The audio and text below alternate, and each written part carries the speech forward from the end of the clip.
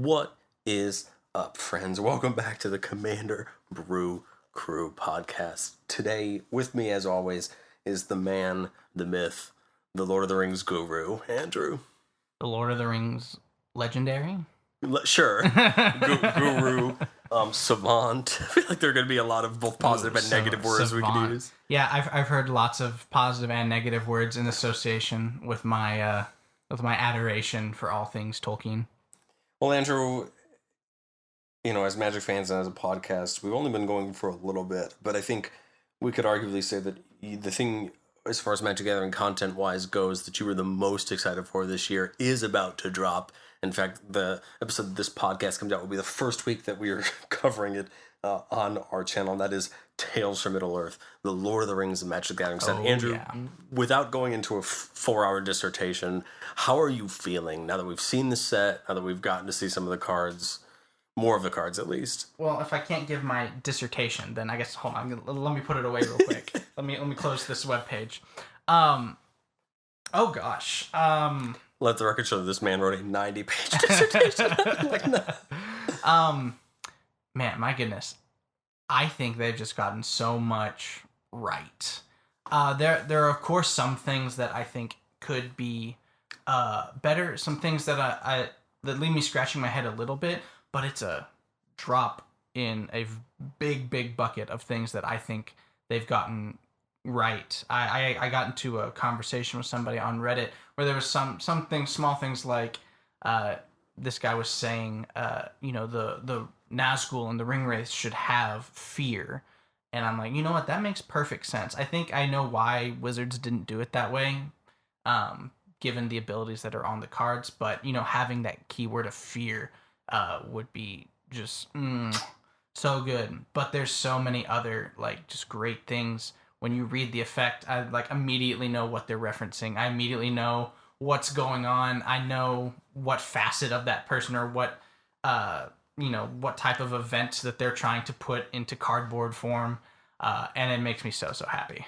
Well, Andrew, I know that my knowledge of this world and this lore isn't as prevalent and as widely enjoyed as yours is, but you know what, that's okay. Not everyone has to. I'm told that there's these race of beings called hobbits that are somewhat important to the story. Is that correct? They play about as big a role as they are big in stature. So that is to say, not very much. No, they're not all that important. They're very small, insignificant folk who just kind of want to stay in their corner of the world and not be bothered with the exception of probably 3, right? I mean, I guess 5 or 6 if you want to take it a little bit further than that. But I think 3 main ones, right? There's 3 main hobbits or hobbit folk that are really the main 3 that matter across the story of the Hobbit and Lord of the Rings, right? I think Gandalf said it best, and the hobbits certainly live it. Going on an adventure and leaving home is not easy, but if you do, and if you come back, you will never be the same. Certainly true, and I think you could say all 3 the main hobbits that we would consider to be the 3 hobbits that are kind of the main characters in a lot of way, right? Bilbo being really the main character of the Hobbit, right? Hobbit, mm-hmm. And then Frodo and Sam arguably being Frodo more than Sam, but both of them kind of being the main characters, right, of Lord of the Rings in a lot of ways. They both, obviously Bilbo being the hero of the Hobbit is pretty uncontested, but you have, Frodo and Sam kind of sharing that limelight where Frodo is the protagonist, but maybe Sam is the hero, if that sort of. Well, I think it's cool because you makes sense from an outsider's perspective. Like I said, I've joked in the past, and that you lovingly watched through the extended editions of Lord of the Rings twice with completely blind. And I think it's really cool that Frodo and Sam have such a cool relationship, which is why I think that it's cool that in a lot of ways they share the limelight, right, of being kind of the faces, right? It's not just Elijah Wood's Frodo that is the face, right? Yes, he's on the posters, and yes, he's who people think of when they think of Lord of the Rings, but it's not just him, right? Sam is equally as important because Sam almost drives Frodo in other ways when Frodo doesn't want to continue, right? Yeah, Tolkien did such a great job of showing what a true deep brotherly friendship can look like with the two of them. despite, especially in the books, this being the case, being sort of like a master servant role. They see each other as equals, and they both complement each other in the greatest ways. But I feel like we could go down this let's so it seems only pull back fitting, the layers of Lord of the Rings for a while. It seems only fitting, Andrew, that the partners, and yes, they are partner commanders of the Food and Fellowship precon, which will be the lion's share of our discussion today, will be the Food and Fellowship precon after Lord of the Rings, are Frodo and Sam. I don't think you could make a deck that cares anything about hobbits without them being the leaders. Yeah, if they're not at least present somehow, then I would question. So I mean, I'm sure someone out there can make a perfectly great deck and a perfectly valid deck that performs well without them, but without having them included in some sort of tribal halfling deck, what's the point lore wise? Now the funny part about this set, right, Andrew, is that we don't just have Frodo Adventurous Hobbit and Sam a Loyal Attendant as our commanders to the deck. We have multiple versions of Frodo and Sam in the set as well. And the one thing I appreciate about this set is that all of them still work together. Like they're all still viable together. It's not like every version of Frodo is so radically different that you couldn't play them in a list together, or that every version of Sam isn't so radically different that you couldn't play them together. Yeah, there is the one that I think it's Frodo Stalwart Adventurer or something Adventurer, where he cares about the equipment costs, or the CMC of equipment. I think that one just is sort of on its own, but opens up a wonderfully silly idea of halfling Voltron. But who doesn't want halfling Voltron? Everybody should. Because if there's any one thing I have to say about the set, just as an aside before we dive into this deck, there are a lot more equipment than I expected in this set, and some of them are pretty cool. Maybe we'll tackle that a little bit further down the line, because that doesn't have to do necessarily with this deck. But Andrew, the one thing I want to get your opinion on as we dive into the precon is, well, there's two parts of the name of this deck, right? Food and Fellowship. I think it's pretty easy to see the Fellowship aspect of this deck, as a lot of the characters we know and love from the movies or from the books see themselves in this deck, including some maybe you wouldn't expect as much. But I think the important part of this deck is that first word, right? Food. Andrew, what do you think of the food mechanic in respect to representing the Hobbit, or as they are typed on Magic the Gathering cards, halflings, as their way of getting around, so they can continue to use that type, and not get locked in like they did with the 40k decks. What do you think of food as a mechanic for hobbits? Does it fit? Do you need to curse the sky and shake my fist angrily? So hobbits, Tolkien describes hobbits as really caring about three things. One of them maybe not as much as the other, but caring about three things. One, familial heritage and relationships, and tracing the family tree and talking about the family tree. The thing that they probably prize most is their peace and quiet, and having an undisturbed life, and being able to live peacefully. But up there in that same echelon of things that they treasure above all else is good food and good drink. I mean, amen. I think we'll just cut it. I'm just kidding. So picking food, having food readily available as a subtype, as a sub-theme, as a strategy in Magic works wonderfully and ties in. We don't get to see food being used a whole lot in, certainly not the movies as much. We have a couple scenes where, hobbits eating, or hobbits talking about second breakfast and this and that. And there's a few times where like banquets and dining scenes are gone into some manner of description in the books.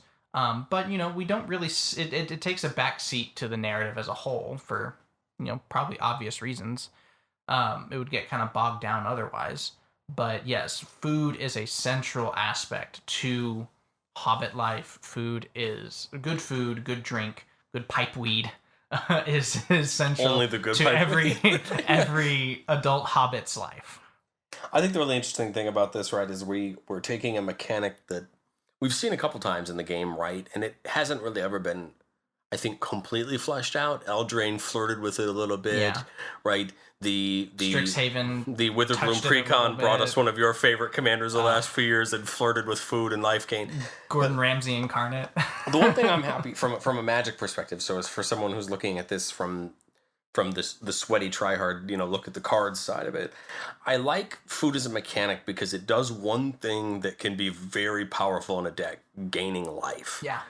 Gaining life, number one, just keeps you alive, right? If you're in a matchup where you're taking more damage than you can deal to your opponent, you can subsidize that, right, and keep yourself alive. Now, in a format like Commander, right, where this deck is targeting, there are a lot of cards that pay off life, and some of them pay off life very efficiently. You think about the ranging of effects you can do with life. There are cards that distribute +1/+1 counters every time you gain life. There are cards that make tokens when you gain life. There are cards that allow you to pay that extra life to draw cards or do other effects. What I find interesting about life gain is that it's a strategy that opens up so many routes, right? We're taking this food as an avenue into a life gain deck, but we have so many ways to kind of pay that off. Yeah. It's not like it's just, we only care about the food. Now, right, most of these habits cards care about making the food and using the food, which I think we can both agree is pretty thematic as far as what they're trying to do. Well, what I think the interesting point from here is going to be is trying to talk about what does food look like practically for the hobbits in a deck. Now, of course, our discussion today is based around the Food and Fellowship precon, and I think there's a lot of cards in this deck that on first look I went, oh yeah, that does a pretty good job. No, yeah. I think there's a lot of cards in this deck that really help you understand what we're driving at here. I think one of my favorite cards to do this for, and I think, Andrew, maybe we can just bounce around and talk about some of our favorite new cards from the precon, because this precon, before we'll talk about the reprint equity in this deck is fantastic. This is true across the board for all. You have precons. some great green ramp in here. You have Swords to Plowshares. You have great reprints. Of course, we get a reprint of Chromatic Lantern in the artifacts, or an artifact that I care a lot about. Great board wipes that are designed to take this decks into advantage of low powered creatures. Very much so. We could talk about that. I love the fact that we finally get to see an Anguished Unmaking reprint. That's a card that is definitely top tier removal in Commander. Top tier new art. But one of the cards, probably the card to me that when I first looked at it, and I don't know if you remember, but I actually put this in one of our group chats, and I literally said, and I quote, "Well, here you go," was Farmer Cotton, X green white for a legendary creature halfling peasant. He's a 1/1, and it says when it enters the battlefield, create X 1/1 halfling creature tokens and X food tokens. This is an X green white spell that comes in and creates you 2 different tokens of different types, and they're really, this is a card that can do 2 different things. If you're in a food deck, this is handing you artifacts to gain life with or use for their abilities, right? Sam, our commander of this precon, allows us to reduce the amount that it takes to activate the food. use food or to eat the food or do other things. What I like about Cotton as well is he also kind of plays into this go wide mechanic that these halflings could add as well. Halflings, right? The Shire, right, is full of the hobbits doing life together. They're all, all this community. And so Farmer Cotton isn't just handing you all of this food that you can use to your, he's also kind of building you that little community of hobbits as well. And I think that's pretty cool. And, at this point, I don't know if you know this, having not read the books yet yourself. We may not have had conversation about this. There is actually a sort of different ending to the books that the movie unfortunately didn't have the time or budget or what have you to go into.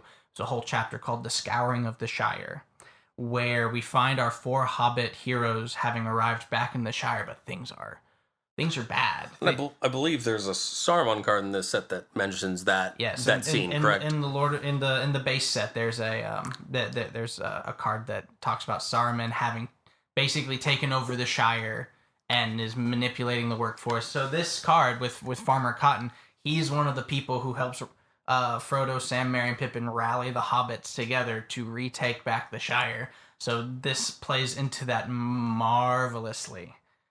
Getting a bunch of hobbits together, a bunch of halflings together to go wide, being able to use those food payoffs that some of the other cards in the precon go to strengthen them, or to even just gain that extra life so that you have the endurance to keep going.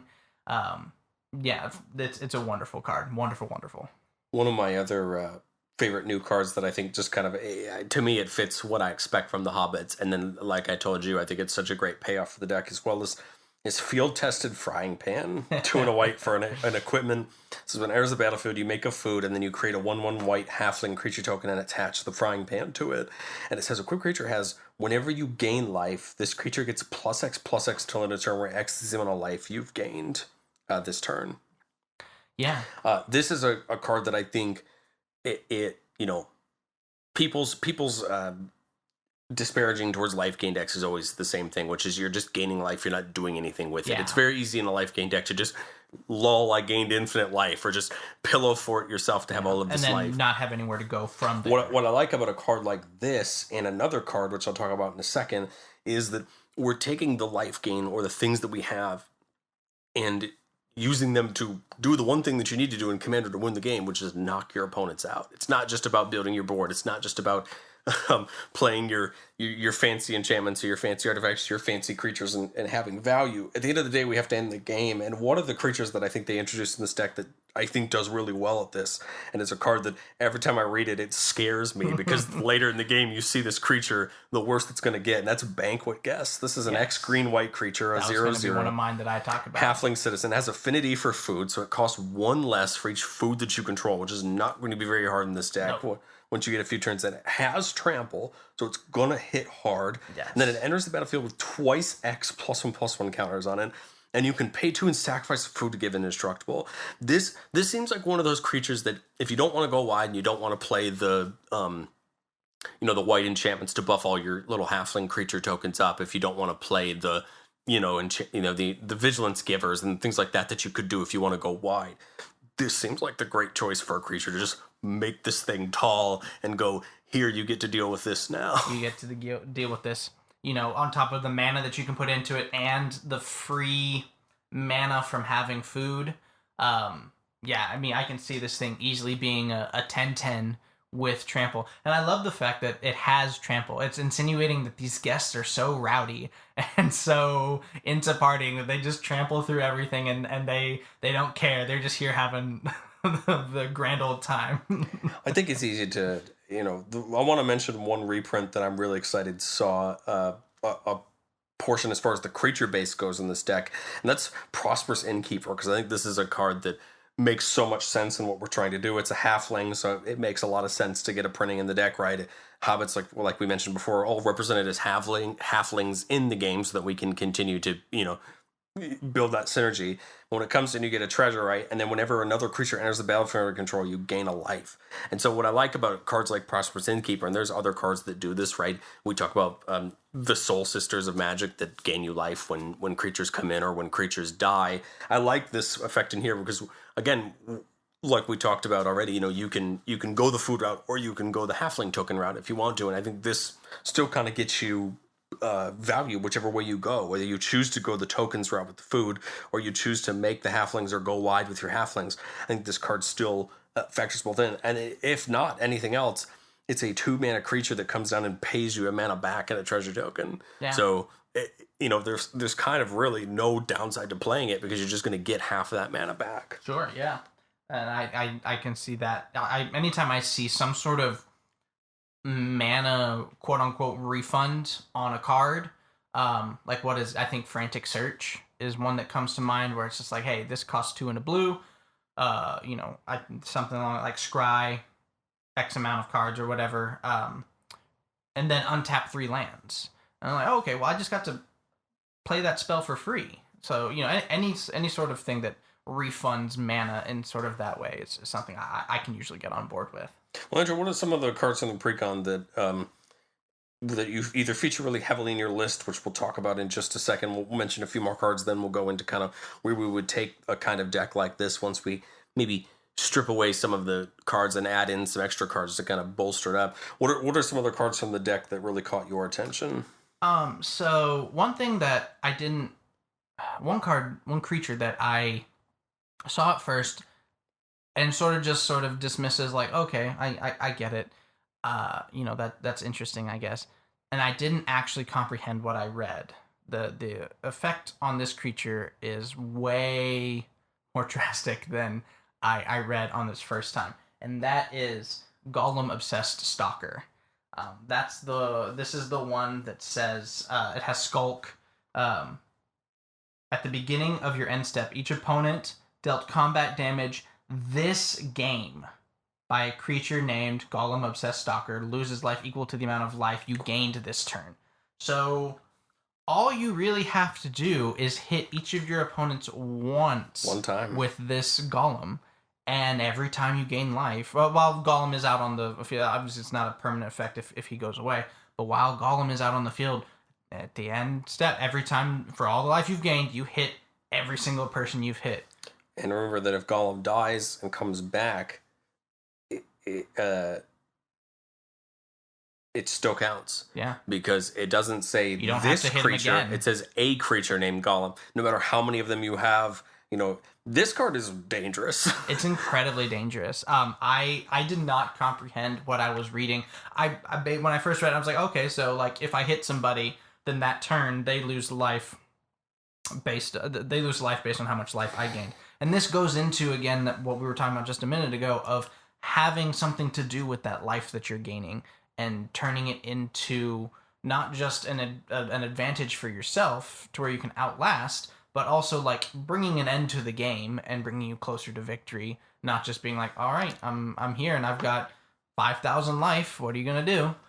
I think the one thing that precon does well is a reprint of maybe one of the Mimi life gain enchantments in Sanguine Bond. Sanguine Bond, right? yeah. A payoff whenever you gain life, target opponent loses that much life. So you see the precon here trying to kind of give you a payoff for all this life that you're gaining. Andrew, one of my favorite really cards that on first look, a lot of people are going to go, okay. But when you build this deck, I'm sure this is a card that both of us would say, this card is going to do a ton for a deck like this, is the Saga in the deck of Herbs and Stewed Rabbit. Yep. This is a Saga that once you read it the first time, you get it. But once you put the deck actually together and you read this a second and third time, you start to figure out how this can do so much for you. So 3 mana for a Saga. Chapter 1, put a +1/+1 counter up to 1 target creature, create a food token. Step 2, draw a card, create a food token, so we're up 2 foods. And then create a 1/1 white halfling creature token for each food you control. Obviously, we're going to have enough food lying around to make number 3 worth it. No matter how many we actually get. Bare minimum, you're probably getting at least 2. But again, here's another, we talked about it, here's another payoff for having the food. Yeah. I think this is what this precon, in my opinion, just does so well. I know I've said it, I want to say it again. We're paying off the fact that we have the food. It would be so easy to only have the food and make this just a food deck. Basically nothing short of just putting the cat oven combo in there and calling it a food deck, right? Yeah. What I like that this deck is doing, and when we see that you and, as we talk about how you and I want to approach upgrading this deck, we're taking advantage of having the food, but also utilizing the food for other things than it just gaining us 3 life every time we sacrifice a food. There's more than that to it. And this is one of those cards that I think does such a good job at showing you that, like, hey, there's more you can do with this food than just have it laying around or sacrificing it for its own effect. Yeah, there's artifact synergies, there's life gain and life loss. Yeah, they tap into several different things. And I think, going into I think the biggest card that I think stood out to me, it's not a reprint, but the card that I think stood out most to me when I saw this, I had to contain my giddiness, just because I loved the tie-in to the lore, and this is maybe even a good segue to start talking about the commanders for this deck, is Bilbo Birthday Celebrant. Number 1 art on this card, divine. The big old birthday cake. Bilbo giving his speech. It's a wonderful card. He's a creature that says if you would gain life, you gain that much life +1 instead. All right, that's okay. Very popular effect in life gain decks. So, that's not bad. We'll take gain 4 life from a food instead of 3. The second part is the most astounding thing I think I've read across all these new Lord of the Rings cards. For 2 and Abzan, So 5 total mana. You tap and exile Bilbo. Search your library for any number of creature cards and put them onto the battlefield. Then shuffle. Only activate this if you have 111 or more life. Oh my gosh. It's a lot of life, I'm sorry, friends. 11D1. That's a lot. We gotta say it. We gotta say it. That's a lot of Hobbit life, ways. friends. I mean, Andrew, is there significance to 111? Yes, for those who may not know, the beginning of the story for The Lord of the Rings is celebrating Bilbo's 111th birthday. He is a very old hobbit. He's still full of life and vigor and whatnot, but he is celebrating his 111th birthday. It's considered a very good, lucky number by hobbits. And so it's a big party of special magnificence, as many people put it. And so the fact that, he's turning 111, it equates into the 111 life, and then he disappears from his own party and sets events into motion of bringing out all these different characters together to go on this epic journey and quest that we then spend the rest of the 3 books/movies watching and participating in. So being able to pull all those creatures out of the deck is everything about this just oozes and drips perfect flavor. I'm so happy with this card being in existence. Well, we talked about Bilbo being one of the legal commanders for the deck. Let's talk about the other 2 technical sets of legal commanders for the deck. We actually haven't talked about Frodo and Sam yet, so let's do that quickly. Yeah. Frodo, Adventurous Hobbit, 1 white, 1 black for 1/3 Halfling Scout. Partner with Sam, Loyal Attendant. Vigilance, whenever it attacks, if you've gained 3 or more life this turn, the ring tempts you. Then if Frodo is your ring bearer and the ring has tempted you 2 or more times this game, draw a card. We'll talk about the ring tempts you in just a second. Then we have Sam, Loyal Attendant, 1 green white for a Halfling Peasant. Partners with Frodo. So at the beginning of combat on your turn, create a food token, and it says activated abilities of foods you control cost 1 less to activate. So we see the play line here, especially if you get into the ring tempting you. So basically, we have both of them out.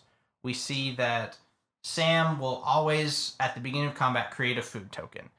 We can pay 1 because the cost of activating that food and gaining the life is reduced by 1 because of Sam. Pay 1, gain 3 life. Frodo's ability triggers, and then the ring tempts you, which we will go into that in just one moment. And then if the ring has tempted you 2 or more times, off of that, after that attack trigger, then you draw a card. So I don't recall the full list of the ring tempting you. I remember the first one is because it's an anthemic emblem where you get it and you keep it for the game, and you can only be tempted. No, you can be tempted by the ring any number of times, but as far as those anthem emblems go, there's only 4 of them, and you keep them for the whole game. I know the first one, so once the ring tempts you the first time, you pick a creature to become your ring bearer. That creature becomes legendary. And then I think it's either... So the rules for the ring read, the ring can tempt you even if, so when the ring tempts you, you start down this track. Think of it kind of like a dungeon, but instead of moving through it, you gain an extra effect. It's kind of like the class enchantments from AFR and that, sure, where that's a good you continue to get more abilities, except it happens every time you get tempted. When the ring tempts you, you choose a creature to be your ring bearer. If you already have a ring bearer, you can choose to have that creature continue to be your ring bearer, but you have to choose a creature every time you have one. But it can still tempt you even if you do not have a creature. Yes. So it starts with your ring bearer is legendary and can't be blocked by creatures with greater power. It then adds on when your ring bearer attacks, draw cards and discard a card. Then adds on whenever your ring bearer becomes blocked by a creature, that creature's controller sacrifices at the end of combat. And then it says whenever your ring bearer deals combat damage to a player, each opponent loses 3 life. The big thing to remember about the ring is once you get to the 4th step in the ring, you don't gain any extras. The ring can still tempt you. You can still do effects. You then could still choose another creature. Choose a different ring bearer. And when you choose a different ring bearer, that ring bearer then gets all of these abilities. Yes. It's not like you're building them up on each individual creature. You build kind of these buffs up in general, and then any particular creature you choose to be your ring bearer gets those abilities. Yes. So the big one... So we want Frodo be our ring bearer in this synergy that we see between Frodo and Sam. We want him to be the ring bearer so he can get in those likely free hits because he's a halfling scout with 1 power. And so the can't be blocked by creatures with a greater power. So anything that has 2 power or more can't block him. And he's a 1/3, so chances are, there's not going to be anything that kills him. He has vigilance, he can stay up. So we want to attack with Frodo pretty much every opportunity we can so we can get those emblems, get that card draw, get that looting effect, as well as eventually getting to that burn as well. And then if we tempt ourselves enough, then Frodo would gain when a creature blocks Frodo, right? If he's a ring bearer, it says the opponent sacrifices that creature in the end of combat. So now your opponent can't even toss a big indestructible creature or something like that in front of Frodo, if they could, or even a small one. Like my thought would be, what's perfect to block Frodo with? Something like Toski or Brash Taunt or something that's indestructible that you don't care if it gets, or you want it to get, or you want it to take that shot of pop, right? Mm-hmm. Well, it can't because you're just going to sacrifice it in the combat. It means all that's gone. I mean, the perfect thing, right, the only like probably positive block would be a Death Toucher, right? Mm-hmm, maybe like a 1/1 Death Toucher, and then it's going to go anyway. But like, I think if we're playing into this Frodo strategy, right, you're going to give Frodo's way not to be blocked. I think you still want to, But let's talk about the other pair of commanders that we can... this is one of the first ones I've seen that comes with 3 sort of viable commanders out of the box. And in fact, I believe this is the first time I've seen 2 partner pairs in a box. Oh, yeah. I think some decks have had 3 legal, commanders, but like this is the first time I've seen 2 partner pairs. So of course, the only other fitting partner pair for this deck would be Merry and Pippin. So Pippin, Warden of Isengard, 1 gray, 1 black, 1 green for a 2/2 halfling advisor. It partners with Merry, Warden of Isengard. It says tap 1 mana tap, create a food, tap, sacrifice 4 foods. Other creatures you control get +3/+3 and gain haste until end of turn. Activate only as a sorcery. Merry Warden of Isengard is 3 mana for a 1/4 halfling advisor. Of course, partners with Pippin. Whenever one of our artifacts enter the battlefield under control, you create a 1/1 soldier creature token with lifelink. This ability triggers only once per turn. Yeah. So each turn, not your turn, just once per turn. Once per turn. It's not once per turn cycle. We see the pretty nicely laid out strategy here. Pippin makes the food, Merry makes the 1/1s. And then we use Pippin to, once we built up some foods, a plethora of food tokens, we can pump up our board, and pump up those 1/1s. Any other creatures that we have get haste, swing out. The play line is probably a little bit more straightforward with these 2. I think the flavor here is pretty decent. Merry always has been the one to kind of rouse others and has a bit of fire in his heart. And Pippin being the one who seems to like a good snack and a good meal, maybe slightly more so than his other fellow hobbits. And being a bit more wily and cunning to buff up everybody else. I guess this sort of strategy, while it's more straightforward, it's also, I think, in my opinion, kind of slow. I think you could look at it that way. I mean, that's provided that you're only making food with Pippin and that you're only getting 1/1 tokens or the 1/1 halfling tokens with Merry. Sure, I think we've already looked at a lot of ways for our board to go wide. What I kind of like here is, and I think it's going to come to the question, what would we choose to build this deck with? Would you choose Bilbo? Would you choose Frodo and Sam? Would you choose Merry and Pippin? I think if I was forced to make a list, and I want to make a list at some point, I haven't made a list as of the recording of this podcast, but I want to.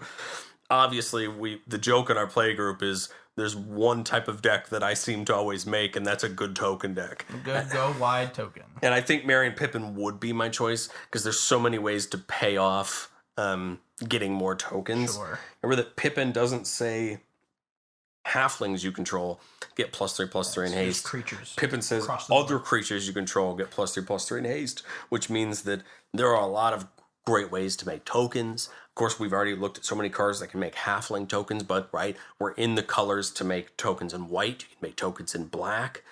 You can make, there's ways to make tokens in green, right? So you have options. The reason I kind of like that strategy as well, though, is you're already making the food. So if you want to get a little more strategic, you're going to start playing things that are going to double the amount of tokens that you're making. So it's not only going to double the amount of food you're making, it's also going to double the amount of 1/1s you're making, right? And then I see kind of Pippin as your big kind of, you think about it, Pippin's kind of your overrun effect, because for sure, because he's adding +3/+3 to a pretty big board. This is where you bring in something like a coat of arms, or something like a door of destinies, or a some halfling tribal. Your vigilance enchantments, But the thing I like about coat of arms specifically is that coat of arms is going to buff, your most prevalent creature type, which in our case is probably going to be halflings. That's what we're going to try to do, and there's plenty of things that make halflings, right?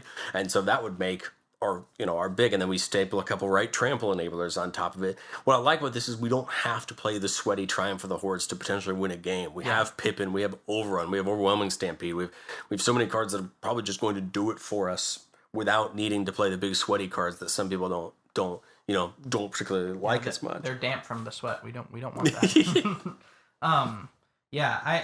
think. I'm looking at Merry and Pippin in sort of like a vacuum as the commanders. Just looking how they play off of each other. That seems kind of underwhelming at face value. But yeah, you look at the white, green, black colors and how many options you have to create a bunch of tokens. And even thinking about it, at this moment they both have the title Warden of Isengard on the card. At this point, that they've taken over Isengard with the Ents. So I'm also thinking, like, man, imagine getting a bunch of those big tree folk. Like, I know there's a couple instances, a couple new creatures of Treebeard, who's a big tree folk. Some of those cards, there's even one that comes in the precon here that's pretty scary. And some other tree folk that are Ents that could play well into the, hey, give this big giant lumbering tree +3/+3 and haste, and swing in with trample and reach. And then getting our tokens, we have an enchantment, assemble the Entmoot. We get in this deck, creatures you control have reach, and it says sacrifice, assemble the Entmoot, make 3 tapped XX green tree folk creature tokens, where X is the amount of life you've gained this turn. Put a reach counter on each of them. Well, there you go. There's our Ent meet meet tokens. Now, for me, when we talk about Frodo and Sam, Frodo can take advantage of food in more one way than one, because we can use things like cranial plating or nettle cyst to take advantage of the amount of food we have, or the amount of artifacts we have, and put or some other swords, right? We could put swords on Frodo. We could give him some equipment. Frying pan. Yeah, Whisper Silk Cloak to give him unblockable. There's plenty of things you can put on Frodo so that he's not just attacking in and the ring's tempting us. He's also a threat. We could commander damage take people out with Frodo, depending on how much food we have laying around, right? And how many artifacts we have laying around. So now it's not just, hey, I'm gaining life. Now it's also like, well, here you go. I'm going to cranial plating attached to Frodo at instant speed after you can't block it. And now Frodo's 14, 15. And now you have to deal with it. I think the one sort of caveat to that is if you have Frodo as your ring bearer, he loses a lot of his evasion the more you pump him up.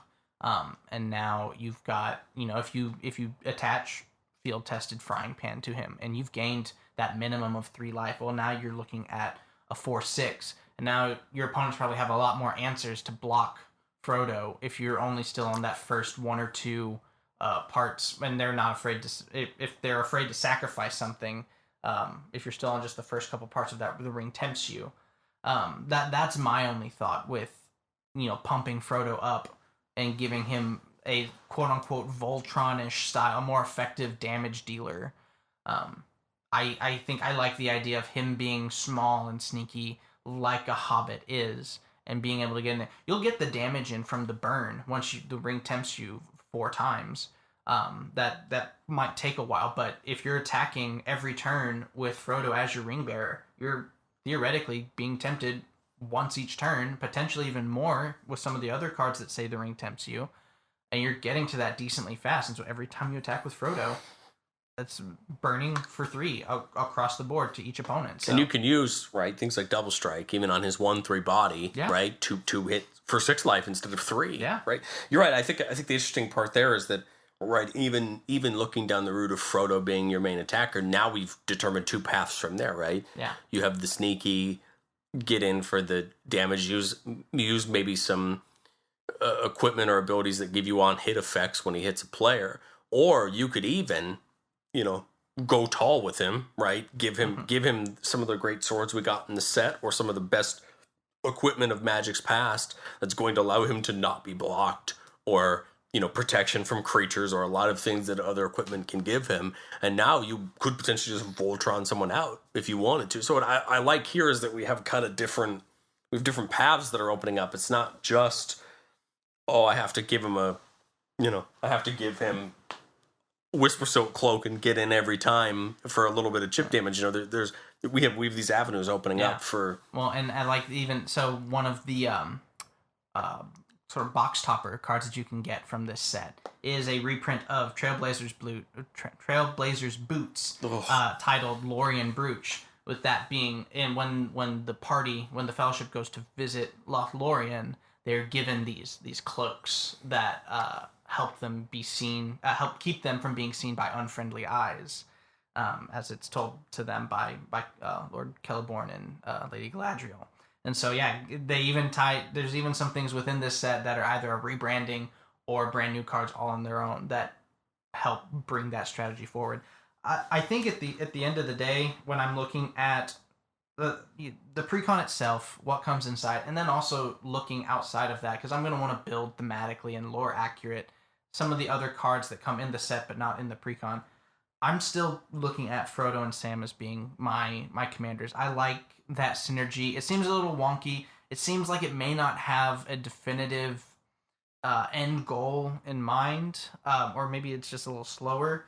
But I think that's a sort of consistent engine that flies under the radar of your opponent's attention. But I think also that, given the colors we're in, if you want to have Bilbo be the pilot of this deck, I see some ways of generating massive, gigantic amounts of life. There are very being easy able ways to use and bring Bilbo out, and then on the next turn, people will see it coming from a mile off. Oh, he's got at least 111 life. We need to get rid of Bilbo before he can use this effect. But I can see that coming in and just being absolutely devastating. So I can see some strategic-minded people building a huge life gain deck around Bilbo. I think as far as cards from the set, there's 3 that I picked out pretty quickly as cards that I think would be very beneficial to bring in either your Merry and Pippin or especially for the example of the first card, I think especially the Frodo and Sam deck, and that's another copy of Frodo, and one that's equally as important to make your ring bearer as our commander is, which is Frodo Sauron's Bane. Sauron's Bane, yeah. Sauron's Bane. That's a great one. One white for a 1/2. It has a kind of mini level up ability. This is the kind of way they're doing this now instead of the old level up cards that they used to do. This got really popular on a card like Evolved Sleeper from Dominator United has really shown off this new way that they're doing this. So for 2 hybrid white and a black, if Frodo Sauron's Bane is a citizen, which it is on a card, it becomes a halfling scout with power and toughness 2/3 and lifelink, so it kind of levels up a little bit. And then for triple black, if it's a scout, it becomes a halfling rogue with whenever this creature deals combat damage to a player, that player loses the game if the ring has tempted you 4 more times this game. Otherwise, the ring has tempted you. I like this card in that Frodo and Sam build because you kind of have a second copy of Frodo that's just as important as your commander. In fact, you could argue this could be your sneaky way to win the game. People think Frodo, your commander, is the thing that you're trying to kind of make work, and then you slam this Frodo down. You make this one unblockable, or you kind of have this be your ace in the hole that you could use to.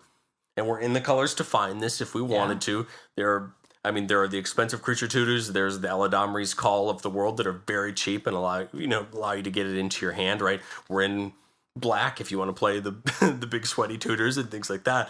But I like Frodo with Sauron's Bane a lot because I think in a deck like this, it's kind of your ace in the hole. Yeah, it's for sure. I have my precon upgrade / changes list made, and 100% I said that this has got to be one of the first cards I put in there. And then we get a second copy of Sam that I think is just as good as the first one. It's Samwise Gamgee, right?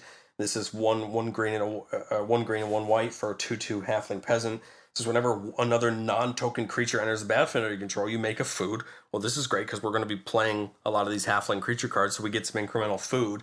And then it says sacrifice 3 foods, return target historic card from your graveyard into your hand. So that's artifact, legendary, or sagas. Yeah. So think about it. That saga we talked about that we all loved, Samwise can continue to get it back if we wanted to. Yeah. It can get either of our Frodos or somebody else if they died and we don't want to put it back in the command zone, or if an important one of our creatures died and it's historic, we can get it back to our hands. So what I like about this is that no, they're not partners. You can't play them together. But I think both of them are slam dunks in the deck already as it is. And neither of these are going to be expensive cards from the set. I doubt either of these are going to be. There's enough, and there's also enough versions of them that you're going to be able to get them and toss them in. But the card I really like for these decks, and I joked, is I think one of the best halflings in this set, because it kind of just combos with anything we want to do, and that's Peregrine Took. It says if one or more tokens would be created under your control, those tokens plus an additional food token are created instead, and then it's sacrifice 3 foods, draw a card. This is a card that will get played in green X artifacts decks. This I can see getting played in Teamer artifacts decks, some of those Teamer artifacts lists that we just saw come out of the last set and some precons and things like that. This is going to go get tossed in there because foods are easy to make, right? You have things like Academy Manufacturer that makes foods almost as a joke in a lot of other decks because you don't care about them in those decks, right? It's like, oh, it's just an extra you want the treasures, you want the clue in case you need the draw, right? A lot of those decks make foods and they're like, whatever, they're just another artifact I can tap for mana in a deck like Galazeth, or I can just, sacrifice it for X and Y. I love Peregrine Took because basically it's saying, hey, I'm going to give you an extra food every time you make a token, right? And then after 3 of those, or if you have foods lying around, hey, this is a repeatable ability to draw cards. Yeah. It doesn't cap you at all. Now, we talked previously before this episode, then you could pair this with something like Marionette Master or a Agent of the Iron Throne, and now you could potentially hurt your opponents every time you sacrifice your foods, not just to gain life. You could take that and turn that around and hurt your opponents. Now, neither of those cards maybe match the flavor of Hobbits, so maybe some people would think twice about considering them in their decks, but if you think about it, you don't just want to gain life, just like with the Sanguine Bond reprint and the precon, right? You want to hurt your opponent while you're doing it, right? Yeah. So you have things like Vito from M21 that does a very similar thing, right? Hurt your opponents whenever I gain life. Yeah, and I think that's important in this deck because if you're gonna add in, because I think when we think of hobbits, the color that comes to mind isn't necessarily black. They're not. I mean, there certainly are some, and I love the inclusion. There's one in the precon and one in the main set of Lobelia Sackville Baggins. Yeah. And having her be a mono black creature. You certainly have hobbits that are not, they're decently selfish, morally ambiguous characters.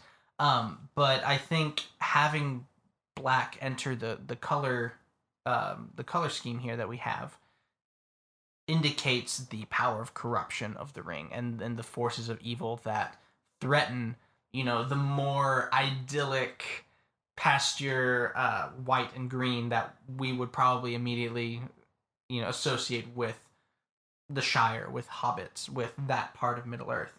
I think there's 2 more slam dunk halflings from the set for me that come in. First is Meriadoc Brandybuck. A 2-mana 2/2 halfling that says whenever one or more halflings you control attack a player, create a food. Again, here we go. We're turning our offensive nature into a food. Cool part about this with our Frodo and Sam example is Frodo's a halfling that's attacking a player. So it's always going to get us a food. If we're attacking multiple players, right, we're going to get multiple foods.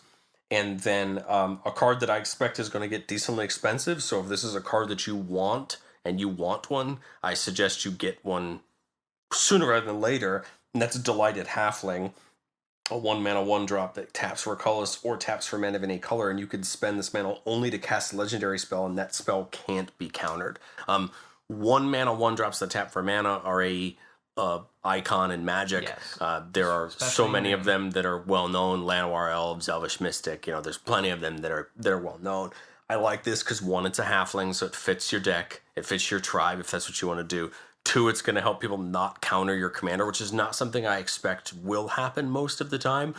But just in case. But this does have Frodo or Sam come down a turn earlier if you start the game right with this card in your hand. And I think the one thing this precon does well is it includes a couple cards that, like, at first I was like, I mean, okay, Birds of Paradise reprint, which has to me nothing to do with the halflings, but Birds of Paradise again is one of the most iconic one mana tap for any colors of those. And then reprints one of my single favorite cards from Throne of Eldraine in Gilded Goose gets a reprint. Of course. Well, alongside a new card, Prize Pig. Yes, and Gilded Goose makes sense, right? Because it cares about food. It gives you a food when you come in. You can tap it to make food, or you sacrifice the food to add an enemy color. So Gilded Goose completely makes sense, right? Because it cares about it. And then you have Prize Pig, which is whenever you gain life, put that many ribbon counters on Prize Pig.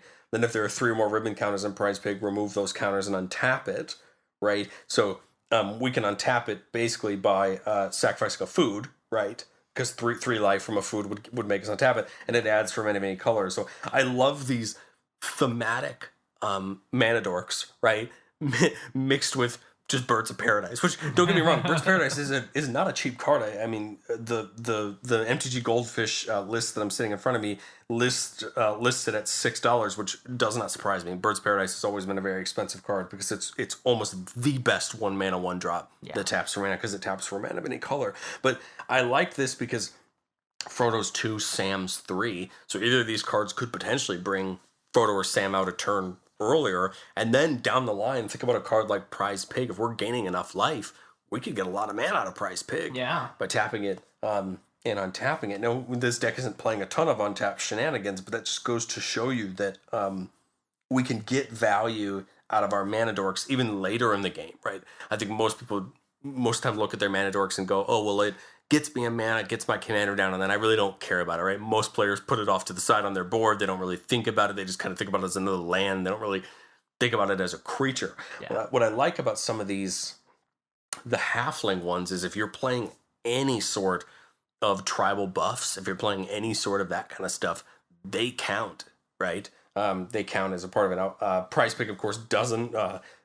Gilded Goose doesn't. Birds of Paradise doesn't, right? There are other creature types, but why not bring in one of those cards that does, still fits the theme, right? Because Desired Halfling has that beautiful scene printing that I think makes it look so cool as a part of a deck like this. And again, it still fits the vibe. The one thing that I don't think I considered, Andrew, before this the set came out was, I think I knew that Gollum, aka Smeagol, this character, I knew that they were a hobbit previously, correct? But it wasn't something that I really considered until I started seeing Gollum cards that had the halfling type, and I was like, halfling horror. And I was like, oh yeah, Gollum's in the deck. You can use the Gollum. Some of the Gollum cards are pretty solid. I mean, if you want to you think about it, Gollum isn't necessarily a complete villain. It is in a lot of ways, but it also isn't in a lot of ways. I mean, it's kind of that. To me, as an outsider, I've always kind of looked at Gollum as that whimsical villain,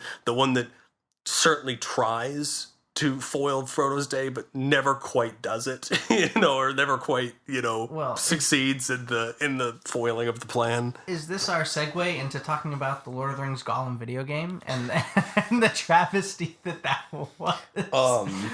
No, yeah. I know that we will never be sponsored by whatever game studio made that game, and so that I don't have to mince my words. Yeah. But there are few video games I've ever watched gameplay for and had to shut off a video, and that game was one of them. But let's talk about the Gollum cards, because in a lot of ways I think they fit, especially the Sam and Frodo position really well. You talked about Gollum Upset Stalker. Again, you could argue another secondary commander, right? Because in the deck, because you're just doming people for all that life that you're gaining on your turn. Gollum Patient Plotter from the set. Whenever it leaves the battlefield, the ring tempts you. Okay, well, we want the ring to tempt us, right? We want to get all the way leveled up. And then one black, sacrifice a creature. We're making a ton of halflings. Return it from your graveyard back to your hand. Activate only as a sorcery. Well, now it comes back. It helps us out again. And then you have Smeagol Helpful Guide, 1 black, green at the beginning of your end step. If a creature died into your control this turn, the ring tempts you. So we can kind of play around with a little bit of maybe aristocrats if we wanted to. We're already kind of sacrificing the artifacts. Maybe we don't mind sacrificing a few of our halfling tokens for mana or different things like that. This could pay off that. It says that whenever the ring tempts you, target opponent reveals cards from the top of their library until they reveal a land card. Put that card onto the battlefield tapped into your control and the rest into their graveyard. Yeah. Now we have another payoff for the ring tempting us more times after that fourth one, right? We don't get any new ability, but now we might be able to hurt our opponents, mill them out a little bit, right? For something we're already trying to do. So what I like about Golem here is, again, we're just taking another route to bolstering up the deck. Now, I don't see Golem being as important to this Merry and Pippin side of the deck. I don't think it fits that one as well. But I think it's a absolute slam dunk for the Frodo Sam plan. Yeah, where you are focusing on the life gain more so than I think with the Merry and Pippin side, you're just looking for sort of the artifact payoff and the token payoff with them and their strategy. There is one more Golem card that probably it doesn't tie in, but I feel like I have to talk about because it's pretty on brand with Gollum Scheming Guide and how it just ties in with sort of like the riddles that Gollum and Bilbo did in the dark, and having it be sort of like a guessing game in terms of having him be involved in combat or not. It has nothing to do with the actual strategy of this deck with the life gain or artifacts or tokens. But it's just a fun little it's a fun little card to have flavor wise. And what I like about the idea of this food, this hobbits this food deck, there's just so many options. We're really only trying to find maybe the ones that fit the most thematically. But I really love Many Partings, a card from the main set. Search your library for a basic land, reveal it, put it into your hand, then create a food. This is a classic 1-mana green spell that there's plenty of them out there. Absolutely. And this one, especially that scene art, is absolutely gorgeous. I love it. There's another Sam that we haven't talked about that I think fits the deck pretty well. Samwise the Stout-Hearted. Flash, when it comes in, choose up to 1 target permanent in your graveyard that was put there from the battlefield. This turn, return it to your hand, then the ring tempts you. This can get something back. If someone takes out Frodo or Sam and you don't want to put them back in the command zone, you can leave them in your graveyard, bring them back to your hand, recast them, right? I think that certainly fits the plan pretty darn well. But to be honest, from the Magic side of things, I love that so many of the halflings are working together, and they really took the conscious effort to sit down and say, all of these cards are going to try to do the similar things. Some of them are going to care about gaining life. Some of them, like we didn't talk about a card like which has gotten some unfortunate attention because there are a lot of things in Magic that just seem to combo with a plastic bag, and unfortunately, Rosy Cotton is one of those cards. Rosy Cotton of Southland. That was going to be one of the ones on.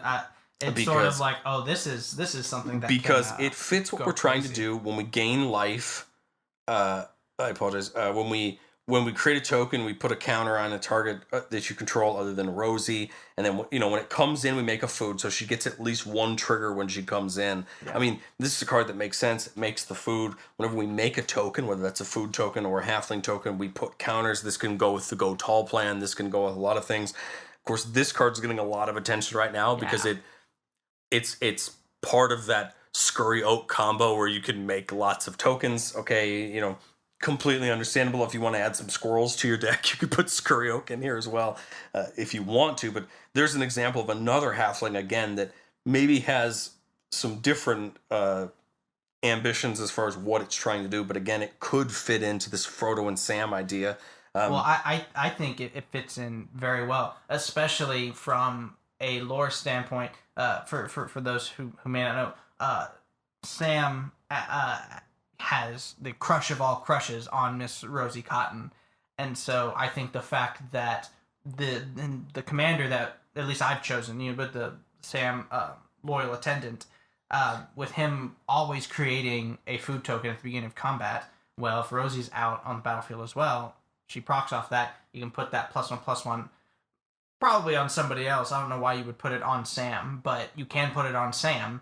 And for me, that just that makes me so happy because they come the end of the story. They are Hobbiton's power couple. So seeing that as a sort of probably not the most strategic play when you're at the table and playing to win, but it's a play to win in my heart. One of the other things I think fit this Frodo and Sam deck really well. I believe it comes in the precon, but I joked on Reddit and got some clout for it. It just made me laugh. Was the number of spells that we got that are basically reprints of other spells, but just tack on create a food at the end or the ring tempts you at the end. One that comes in the precon I really like is Revive the Shire. It says return target permanent card from your graveyard to your hand, create a food. This is basically regrowth, but you just add bring a food back. There's a couple of these that I think are just really funny, but I think again it just, like you talked about wanting to keep your deck pretty flavorful. You want to keep that conciseness there. Well, there you go. Now you have a regrowth effect that literally does everything you want it to do. Yeah, regrowth I think would still, as it is, would still fit thematically in a Hobbit Shire deck for sure. Well, we got a couple lands, right, that care about the Shire. The first is the land named the Shire. This is from the main set. When it enters the battlefield tapped unless you control a legendary creature, which we're going to most of the time, especially since both of our commanders, right, if we're playing Frodo and Sam or Merry and Pippin, they're both pretty cheap. Taps for a green, 1 and a green tap an untapped creature you control, make a food. Well, there we go. Now we can potentially make a food every turn just on a land. Yeah. We also got a pseudo reprint of, if you think about it, kind of Evolving Wilds in Shire Terrace. Yeah. One in a tap, one tap, sacrifice it, search your library for a basic land, put on the battlefield tap. So this is kind of our third or fourth of these Terramorphic Expanse, go Evolving find Wilds. some manner of basic land that you don't have and you want on the battlefield. And I think with what I like about the set is there are some other cards, right, that can be brought in, as far as lands or other cards from the set as well. But again, I love that we've talked about cards from the precon, and then we've talked about cards from the set, and you notice that I just love that they all marry together. Yeah. They all work so well. And what I like about this set is none of the cards we've talked about so far, I really think besides Delighted Halfling, are going to be terribly expensive to add to this deck. I think Mirkwood Bats is also one that might get kind of expensive. I think Mirkwood Bats comes in the precon. Yeah. So that's going to be great because you already have a copy of it. Of course, Mirkwood Bats is a new aristocrat, probably staple, because it deals the damage to each opponent anytime you create or sacrifice a token, which again goes into my let's pay off the fact that we're making them and getting rid of them. Mirkwood Bats does a great job at that. But I think other than Delighted Halfling, I don't think any of the other halflings we mentioned, maybe besides Peregrine Took, are going to get terribly expensive. I only think Peregrine Took might hold some value because it's going to get played in green artifact decks that can take advantage of it. Not that we want to mention the dreaded dragon who cares about sacrificing things, or some of the other commanders that can play this. But I think Peregrine Took could generate some value and have some cost because it's going to get played in the teamer artifact decks. It's going to get played in things like that because it's useful. It's going to get played in other food decks, not just Hobbit decks, right? So I have a feeling it could hold some value, but I don't firmly believe the rest of the halflings we talked about with how many printings there are of some of these cards, including, by the way, if you buy a single bundle for this set, you get Frodo Sauron's Bane, Samwise the Soul-Hearted, and the One Ring. You get and one of the golems. And one of the golems. So you get 4 cards that you could literally put right into this precon just for buying a bundle. So yeah, and I've seen that someone made the point. It's like, why spend, $40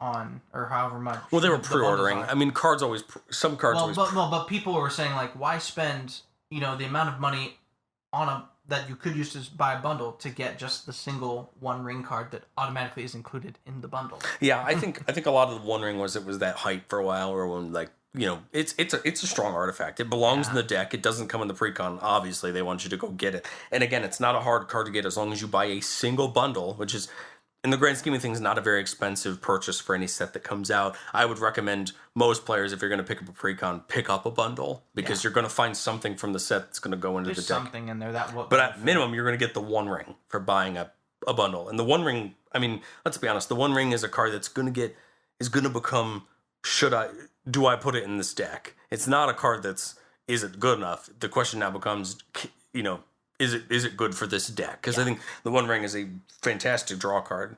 I think it's great. I think it'll be good. It's one of those cards that you can slot in just about any archetype. Artifact decks are going to love it. Any style of deck. Right, artifact decks are going to love it. Yeah. Right.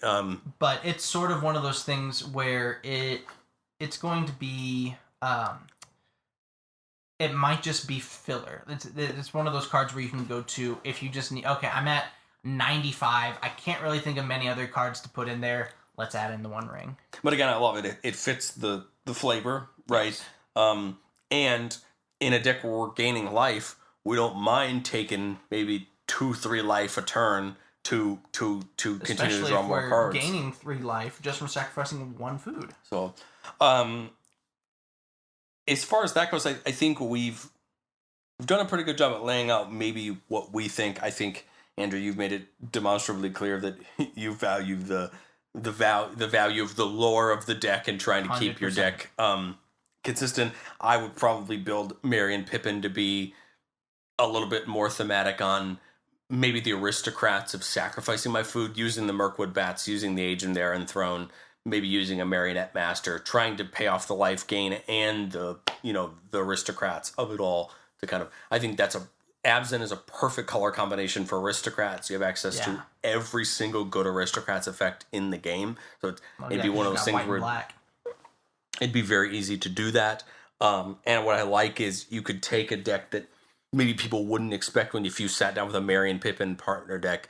They may not expect it to be a good aristocrats deck, but you could probably make a pretty solid aristocrat shell. I think I've proved in the past that you can make an aristocrat shell out of just about anything, so it's not going to be hard to make one out of Merry and Pippin. But Andrew, before we wrap up here, because as much as we love talking about Magic to the people that are listening to us, no one wants to sit here and listen to us talk for 4 hours, nor do we want to record ourselves talk for 4 hours. Maybe you don't.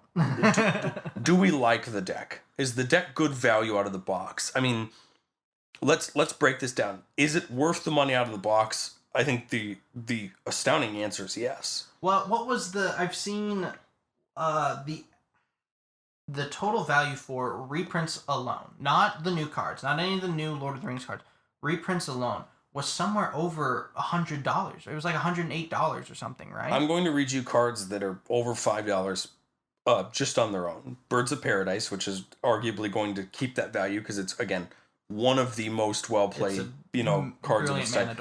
Toxic Deluge gets a reprint, which is a very popular board wipe. I don't think it's worth its cost. I think it's expensive because it's never gotten a good, cheap reprint. But it ties in with the life gain that you're having. It gives you something to put that extra life in. But again, it's an included card. And then, we don't talk about them, but, dollar cards, Soul Ring, Chromatic Lantern, right? Both of those are $2 cards. But I then look at not only just reprint equity and the cost, but also in the fact that they're staples. Swords to Plowshares, Anguished Unmaking, Farseek, Mortify. These are spells that are considered staples by most people for our format if you're in the colors that those get in. We also get access to, in my opinion, 3 probably of the perfect board wipes you could get for a deck like this. Fell the Mighty, which is a board wipe that allows you to pick a creature and destroy all creatures with higher than that power. You could pick a Frodo, right, or your Frodo or Sam that's at 1 or 2 power, destroy everything else. Dusk to Dawn, destroy all creatures with power 3 or greater, is going to probably completely wipe a board and keep most of your halflings. And then if you actually need to full-on wipe the board, we talked about Toxic Deluge, which can give the board -X/-X, but we also get a card like Fumigate, which destroys all creatures and just gains you a life for each creature destroyed this way. You could pull in, if you're looking to wipe the board and you maybe don't care as much about the gain on your end, you bring in something like Farewell. You could bring in something like... There's always room for Farewell. If you have white, there's always room for Farewell. Something more efficient like Dam or Wrath of God. If you still wanted to get an upside out of it, you have things like Blood Money or, board wipes like that are going to, give you upside at the end. Yeah. But to me, I think the deck's at $40 or $50. It's more than worth it depending on what cost you can get it at. I think the reprints alone are there. Then we talk about just... Right, these good new cards that we've talked about, the cards that are going to end up being staples, or the cards that you're going to automatically snap keep for a deck like this just makes a ton of sense. Again, we talked about those new cards that do just so much good for the strategy, and they're kind of all here. Like I think the new cards in this deck do such a good job at pointing you where you need to go already. For a new player maybe that picks this deck up as maybe one of their first decks or something, it's going to get you going to decide where you want to go. You know, we talk so much about precons and their ability sometimes to give a lot of good reprint equities, but sometimes we talk about precons not having a cohesive theme, and sometimes they just don't have it. I think this is a great cohesive theme. Yeah. And I think, again, like we talked about with Merry and Pippin and Frodo and Sam and Bilbo, it gives us options to take the deck down where we could kind of remove some cards, add some cards from the set in, add some of our other, you know, staples that we have, or other Magic cards that we have, right? Other format staples in, and still push ourselves down the route that we want to go. I mean, this is not my favorite of the 4 precons. In fact, wink, wink, nudge, nudge. Next week, we're going to talk about what probably will go down as grand old time. My favorite of the 4 precons. And believe me, I will have lots to say about that precon. But I think for an Abzan deck that I might hand to a new player, this seems like it's going to be easy to track. It seems like it's not going to be a hard deck to figure out. It might take a second for you to figure out food equals life gain, life gain ring equals... tempting you mechanic might make some people scratch their heads a little bit at first. But I also want to talk about the fact that there's killer land reprints in the deck. Yeah, especially in green-white. I am a huge proponent of the check lands. So Isolated Chapel, Sun Petal Grove, and Woodland Cemetery. They come in tapped unless you control one of either 2 basic land type. There's plenty of those in the deck. I absolutely love those lands, and a lot of people don't play them, but I always play them because, of course, I'm playing shock lands and tri lands that have those types. So the check lands, right, are always going to come in untapped most of the time. But we see a reprint of Brushland, the Pain land that we just got reprinted in Brothers War. We see 1 or 2 of the Snarls from Strixhaven get reprinted. Those are great lands because you can show a card in your hand, get them come in. We get Sandstep Citadel, which is the tapped, not typed out version of Indartha Triumph as Sandstep Citadel. We get Path of Ancestry, a card that seems killer. I mean, yes, it's a cheap land, but again, perfect in a deck like this. Again, these precon mana bases are getting better and getting better, and I think this is just one of those decks where it's feeling a little bit better. It's feeling a little bit more reined in for what a decent 3-color mana base might look like. Yeah. And, you know, so we're talking about, you asked me, you know, what's the value of the set here? I think with everything that we've just laid out, this precon is on average about $15 more MSRP than most other precon decks out there when they're in store shelves and in circulation and all of that. Running right now at about $55 per precon. I think that they justified the extra $15 with the reprints, almost just the reprints alone. We got some great access in this one to, like, we've gone over the great reprints, the great new cards from the set. But I think at the end of the day, you know, you can associate the monetary value to the cards, and you can look at it that way, you can judge it that way. I think at the end of the day, you've got to ask yourself, does this look fun? Is this fun? And as someone, for me at least, who loves the Lord of the Rings story and all the stories that go into Middle-earth with a strong passion, I look at this and I see the fun in it. I see the fun. I can't wait to take this, sit down at the table and, you know, swing in with Frodo and Sam to have this crazy life gain strategy. I think at the end of the day, I'm just going to be giddy out of my chair playing this because of just all the fun things of being able to bring Lord of the Rings to the game table and play it.